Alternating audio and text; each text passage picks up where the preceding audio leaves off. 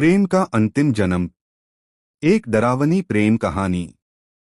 हिमाचल के एक सुनसान गांव की घाटी कालवन, जो बाहरी दुनिया से कटी हुई है और जहां हर अमावस्या की रात कुछ अनहोनी घटती है। आरव एक फोटोग्राफर शहर की भागदौड़ से दूर शांति की तलाश में कालवन पहुंचता है। वो सुनता है कि वहां एक पुराना हवेली है जो श्रापित मानी जाती है, राजमहल हवेली। गांव वाले उसे चेतावनी देते हैं, उस हवेली के पास मत जाना।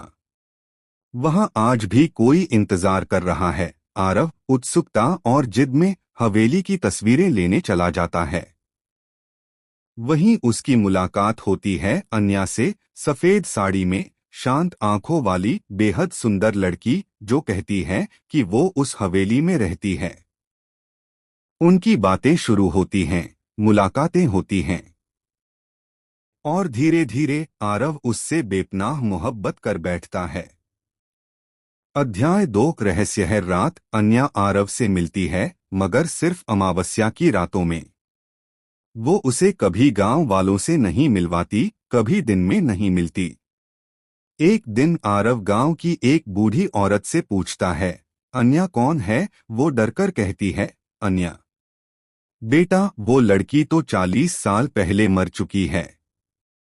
उसने अपने प्रेमी के साथ आत्महत्या कर ली थी, इसी हवेली में। आरव को विश्वास नहीं होता। अध्याय 3 सच्चाई। अगली अमावस्या आरव अन्या से सच जानने की जिद करता है। अन्या रोते हुए कहती है, मैं मरी नहीं थी, मुझे मार दिया गया था मेरे अपने मंगेतर ने, ताकि मैं किसी और से प्यार न कर सकूं। मेरी आत्मा तब से बंधी है इस हवेली से, और अब मैं तुम्हें भी नहीं जाने दूंगी। आरव घबरा जाता है, लेकिन अन्या की आत्मा उसे छूती नहीं। वो उससे प्यार करती है, सचमुच करती है। अन्या कहती है, मुझे मुक्ति चाहिए, लेकिन सिर्फ तब मिलेगी जब कोई मुझे मेरे पिछले जन्म से भी ज्यादा चाहे, बिना डरे। क्या तुम मुझे अपनाओगे हमेशा के लिए? अध्याय 4 प्रेम या पिशाचनी। आरव अपना दिल आगे बढ़ाता है।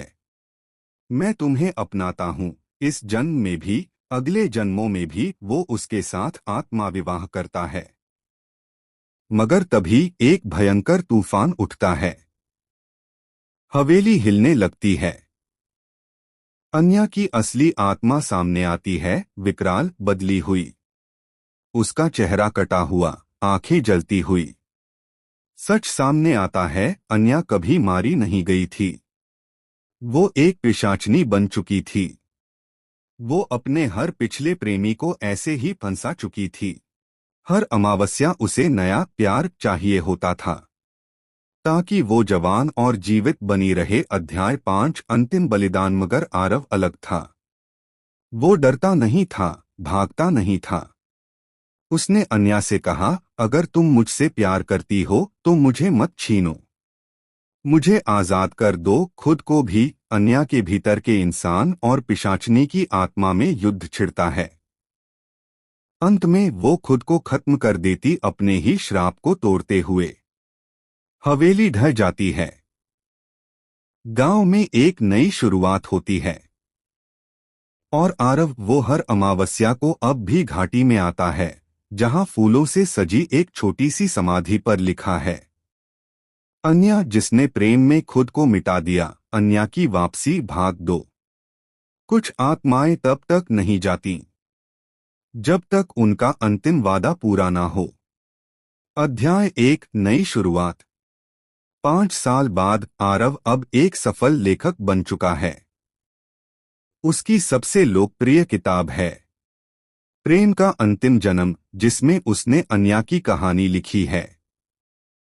वो अब भी सिंगल है, लेकिन हर अमावस्या की रात वो चुपचाप अन्या की समाधि पर जाता है। वो मानता है कि अन्या की आत्मा अब मुक्त हो चुकी है, लेकिन दिल में कहीं न कहीं उसे लगता है वो कभी पूरी तरह गई नहीं। अध्याय 2 रहस्यमयी लड़की। एक दिन आरव की मुलाकात एक नई लड़की से होती है, नैरा, जो हूबहू अन्या जैसी दिखती है, लेकिन उसका नाम, पहनावा और व्यवहार बिल्कुल अलग है। वो कहती है कि वो एक चित्रकार है और हाल ही में इसी गांव के पास शिफ्ट हुई है। वो आरव की किताबों की बहुत बड़ी फैन है। धीरे धीरे दोनों के बीच एक जुड़ाव बनने लगता है। अध्याय 3 वो चित्र। एक दिन नैरा आरव को अपना स्टूडियो दिखाती है। वहां एक पेंटिंग टंगी होती है। वही हवेली और उसमें एक और पेंटिंग होती है, आरव और अन्या की। आरव हैरान रह जाता है। तुमने ये कैसे बनाया? ये तस्वीर तो कभी ली ही नहीं गई थी। नैरा मुस्कुरा देती है। कभी कभी यादें तस्वीर नहीं बनती, आत्मा में जिंदा रहती हैं। अध्याय 4 फिर से वो रात।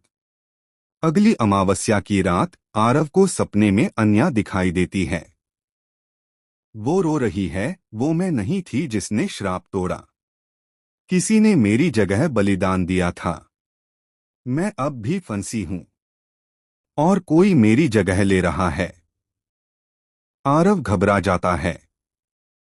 उसे याद आता है नैरा की आंखें हर अमावस्या पर लाल क्यों हो जाती हैं। अध्याय 5 असली चेहरा। आरव एक पुरानी डायरी पढ़ता है जो उसे हवेली के खंडहर में मिलती है। उसमें लिखा होता है, अन्या की आत्मा ने कई जन्मों में खुद को बांटा। हर जन्म में उसका एक अंश पुनर्जन्म लेता है। लेकिन अगर कोई उसका रूप लेकर दूसरों को धोखा दे, वो पिशाचनी फिर जाग सकती है। उसे एहसास होता है नैरा अन्या नहीं है। वो तो उस आत्मा का अंधेरा हिस्सा है जो अधूरा रह गया था। अध्याय 6 अंतिम युद्ध। अगली अमावस्या आरव नैरा से मिलने जाता है। वो अब पूरी तरह बदल चुकी है। उसकी आंखें खून जैसी लाल, उसके पीछे सैकड़ों परछाइयां घूम रही हैं। मैं अन्या नहीं, मैं उसकी पीड़ा हूं। अब मैं तुझे भी नहीं छोड़ूंगी। आरव अपने सीने से वो लॉकेट निकालता है जो अन्या ने उसे दिया था।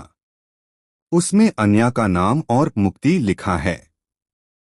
लॉकेट से तेज रोशनी फूटती है। नैरा चीखने लगती है। असली अन्या की आत्मा प्रकट होती है। वो नैरा को गले लगाती है, कहती है, अब बहुत हुआ। अब हमें सचमुच विदा लेनी चाहिए। दोनों आत्माएं एक साथ हवा में घुल जाती हैं। एपिलॉग प्रेम या परछाई। अब हवेली पूरी तरह ढह चुकी है। आरव अब जानता है कि प्यार सिर्फ खूबसूरत नहीं होता। कभी कभी वो परछाई छोड़ जाता है। लेकिन अगर सच्चा हो तो अंधेरे को भी रोशन कर सकता है।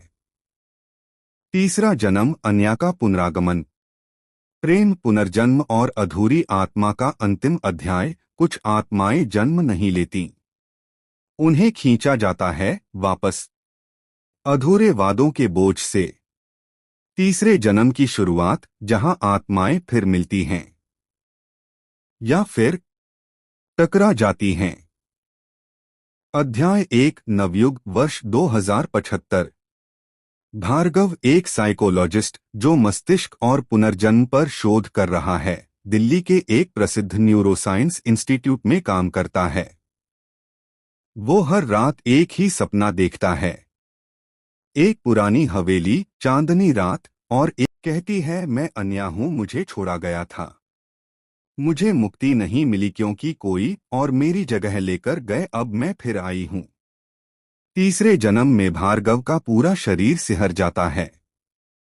वो खुद भी कहने लगता है, मैं आरव नहीं, मैं भार्गव हूँ, लेकिन फिर भी तुम्हें जानता हूँ। अध्याय 4 सत्य और भय। भार्गव को एक पुराना संदूक मिलता है इंस्टीट्यूट की पुरानी फाइलों में, जिसमें आरव और अन्या की कहानी रिकॉर्ड की गई थी, एक केस स्टडी के तौर पर। वो जान जाता है वो खुद आरव का पुनर्जन्म है और अना वो अब पूरी तरह अन्या बन चुकी है। मगर कुछ बदल चुका है। उसके भीतर अब सिर्फ प्रेम नहीं है, कुछ और भी जाग चुका है। एक लालसा, एक शाप, अध्याय 5 आत्मा का विद्रोह। अना अचानक हिंसक होने लगती है। वो इंस्टीट्यूट में एक डॉक्टर पर हमला करती है। वो कहती है, तुम सबने मुझे मरते देखा था, अब मैं सबको दिखाऊंगी कि प्रेम जब अधूरा रह जाए तो आत्मा क्या कर सकती है। वो हर उस इंसान को ढूंढती है जिसने पिछले जन्मों में उसे धोखा दिया था। शहर में रहस्यमयी मौतों का सिलसिला शुरू हो जाता है। अध्याय 6 अंतिम निर्णय। भार्गव अब दोराहे पर है। क्या वो उसे फिर से प्रेम देकर मुक्ति दे या फिर उसे रोककर इस जन्म को बचाए। वो अन्या को उसी जगह ले जाता है, राजमहल हवेली के खंडहर, जो अब सिर्फ एक खंडित जमीन है। वो कहता है, अन्या, तुम प्रेम थी, लेकिन अब तुम प्रतिशोध बन चुकी हो। अगर तुम मुझे अब भी चाहती हो तो खुद को मुक्त करो, या मैं तुम्हारे साथ इस बार खुद को भी खत्म कर दूंगा। अध्याय 7 प्रेम या विनाशन्या की आत्मा फूट फूट कर रोती है। उसकी छाया का पति है। वो भार्गव के पास आती है, उसके सीने पर सिर रखती है और कहती है, मैं फिर से प्रेम में हारना नहीं चाहती थी, मगर तुमने फिर जीत लिया। वो खुद को आग लगा लेती है और भार्गव उसे अपने गले लगाकर राख होने तक थामे रहता है।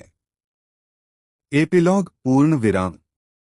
वर्षों बाद भार्गव की किताब तीसरे जन्म का प्रेम बेस्टसेलर बनती है और हर साल पूर्णिमा की रात उसके कमरे में एक हल्की सी सर्द हवा चलती है और किताब के पन्ने खुद ब खुद पलटते हैं, जहां लिखा होता है, प्रेम कभी मरता नहीं, वो बस जन्म बदलता है।